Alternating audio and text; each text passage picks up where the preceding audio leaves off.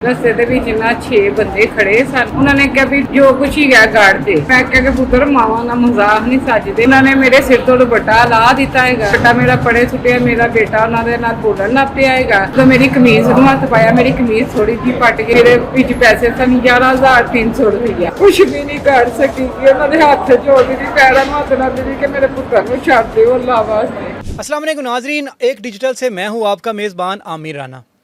Crime की आप रोज़ाना की बुनियाद पे ख़बरें सुनते होंगे, लेकिन आज की जो दास्तान है ये आपका दिल चीर देगी। आज एक माँ की आंसू जो हैं निकलते हुए हम आपको दिखाएंगे और आपको बताएंगे कि उसके साथ हुआ क्या है।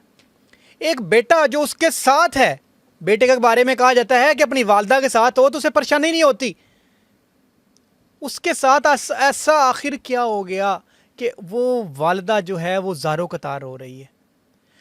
खाने के लिए घर में पैसे नहीं है, अपने भाई के घर जाती है एक खातून जिसकी उम्र तकरीबन 55 साल है। बेटा है उसके साथ जिसकी उम्र तकरीबन 22 से 23 साल है और वो रिक्शा ड्राइवर है। ये वाक़या मैं बता रहा हूँ ज़िला शेखुपुरा के इलाका कोट अब्दुल मालिक थाने के, और ये एरिया है निज़ामपुरा डाका कब्रस्तान वाला रोड। दिल चीर जाएगा आपका, आंखों से आंसू ना निकले तो फिर कहिएगा आखिर हुआ क्यों उस खातून के साथ ऐसा, क्या हुआ उसके साथ।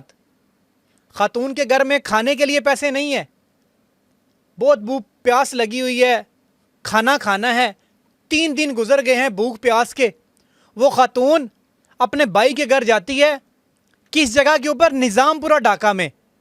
अपने बेटे को साथ लेकर, बेटा रिक्शा चलाता है और मजदूरी इतनी नहीं है कि घर में अपनी वालदा के लिए खाना ला सके।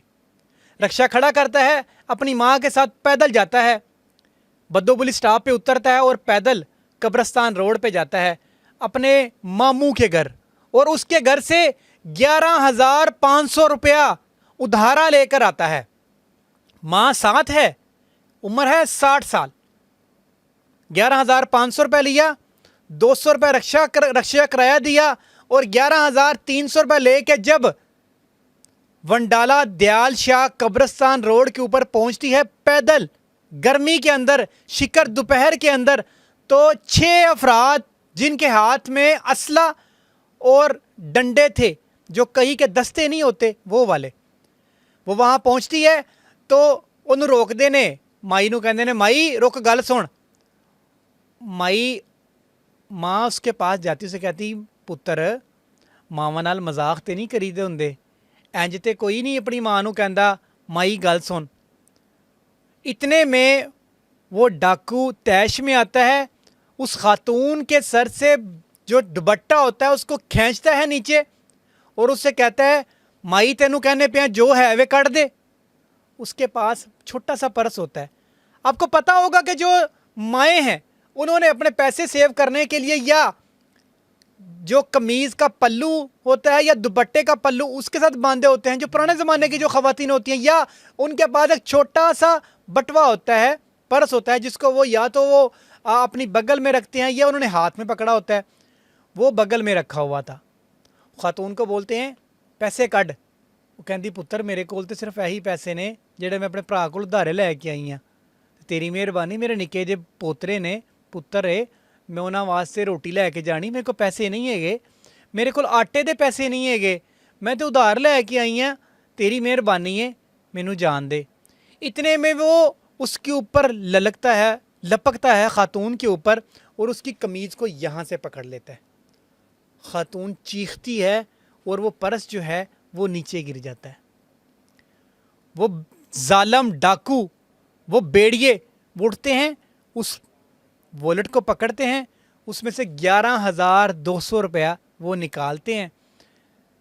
जब ये सारा वाक़या वो बच्चा देख रहा होता है ना, बेटा उसका, वो डाकुओं के दस्ते गिरेबां हो जाता है कि ताड़ी की जुरत मेरी मां नूं तुसीं इंज फड़ो। 6 अफराद, 2 के हाथ में असला, 4 के हाथ में डंडे, और छठे के 6 अफराद किसके ऊपर हैं, मोटरसाइकिल के ऊपर। वो उस लड़के को मारना शुरू कर देते हैं। आदम वहाँ पे इकट्ठा हो जाता है, लोग इकट्ठे हो जाते हैं वहाँ पे, लेकिन कोई जुर्रत नहीं कर रहा कि उसको छुड़वा दिया जाए।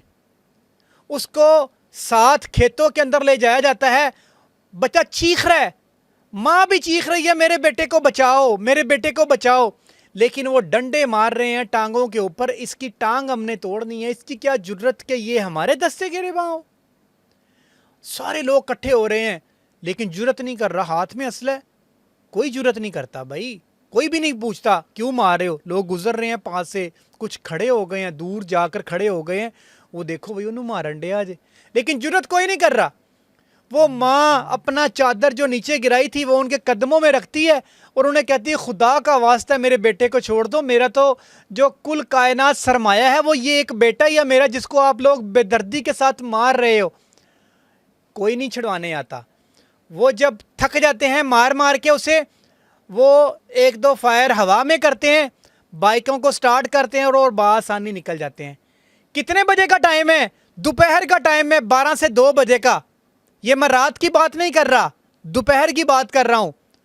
वो खातून अपने बच्चे को उठाती है, इवन के इतना डर माशरे के अंदर होता है कि कोई भी उस बच्चे को उठाने के लिए नहीं आगे होता कि इसको मैं कंधा देकर इसको खड़ा कर दूं, इस बेचारे को मैं लाठी की जगह अपना कंधा दे के कम से कम इसे मैं रक्शे तक बिठा दूं ताकि ये बासानी अपने घर तो चला जाए अपनी वालदा के साथ। लेकिन कोई नहीं आगे आया, कोई भी नहीं आगे आया। ये बेहिसी का आलम है हमारे माशरे के अंदर। वो खातून अपने बच्चे को उठाती है, रो रही है, आंसू निकल रहे हैं, वो लड़का भी रो रहा है। लड़का अपनी वालदा को कहता है अम्मा तू तो ना रो, कोई गल नहीं, मैनू तकलीफ है ना, ठीक हो जाएगी। अब माँ कहती है, माँ के अल्फाज सुने, पुत्र तेनू सट लगी तो माँ किस तरह ना माँ दे आंसू रुकन, किस तरह ना आंसू माँ बहावे। वो कह रही है खुदा का वास्ता मेरे बेटे को तो कंधा दे दो, लेकिन डर के मारे सारे आगे चले गए, कोई भी नहीं पास आया। ये वाकया है फिरोजवाला का, थाना कोट अब्दुल माला की हदूद निज़ामपुरा डाका की कब्रस्तान रोड के ऊपर, वंडाला दयाल शाह की मैं बात कर रहा हूँ।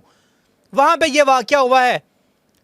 खातून अपने बच्चे को लेके घर जाती है, 15 की कॉल मौसूल 15 की कॉल करती है अपनी बेटी के नंबर से। किराए पे रह रही है, घर में किराए पे रह रही है, अपना घर भी नहीं है, 2 वक्त का रोटी भी नहीं है, आटा भी नहीं है, चीनी नमक कुछ भी नहीं है, घर में फाके हैं। अपने भाई के घर से 11,500 रुपये लेके आई है, वो भी डाकुओं ने छीन लिए।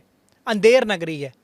जाती है MLC करवाने के लिए, पहले जाती है थाने के अंदर डाकट बनवाती है और उसके बाद जाती है। थाने वाले कहते हैं बीबी एक्सीडेंट होया तेरा। थाना कौन सा है? कोट अब्दुल मालिक। बीबी तेरा एक्सीडेंट होया ना मुंडे दा, तू एवं पाता 6 डाकू पाते ने। उन्हें पता है ना डाकू का बोलेंगे तो भाई 395 का पर्चा भी देना पड़ेगा इन्हें, क्योंकि 2 से 3 से ज़्यादा जो अफराद लोग होते हैं ना, वहाँ पे डकैती का पर्चा होता है। और एक ये इतना खौफजदा माशरे के लिए आलम बन जाता है कि हर शख्स डरता है कि यार बाहर निकलेंगे कहीं डाकू नाका लगा के लूट ना ले। और ये रियलिटी हो रही है फिरोजवाला के अंदर। उसके बाद वो MLC करवाने के लिए THQ फिरोजवाला में जाती है और वहाँ पे जाके अपने बेटे का MLC करवाती है। मज़े की बात सुने, वहाँ पे क्या होता है, थाने का SHO आता है, उसे पता ही नहीं है कि ये मेरे इलाके के अंदर ये इतनी बड़ी वारदात हो गई है।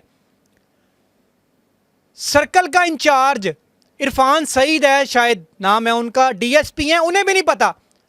एक वहाँ पे जो साफ़ी हैं वो जाते हैं, उन्हें कहते हैं कि ये माँ जी के साथ 6 लोगों ने वारदात की है, इसकी भी दादरसी कर दें, क्योंकि आप हॉस्पिटल में आए हैं, डकैती मज़ामत पे 2 बंदों को फायर लगे हैं, उनका पता करने के लिए इस वालदा की भी दादरसी कर दें।